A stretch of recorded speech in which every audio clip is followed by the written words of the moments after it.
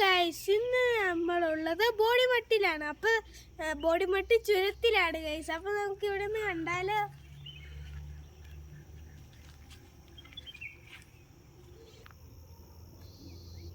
മൊത്തം മഞ്ഞാണ്, അതുകൊണ്ട് ഒത്തിരി സീനറി ഒന്നും ഇല്ല ഗൈസ്.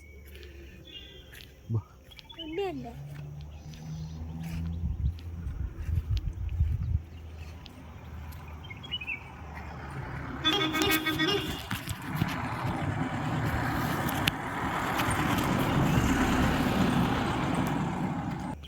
തമിഴ്നാടിന്റെ കുറെ ഭാഗങ്ങളൊക്കെ കാണാം, പക്ഷെ മൊത്തം കാണാൻ പറ്റുന്നില്ല.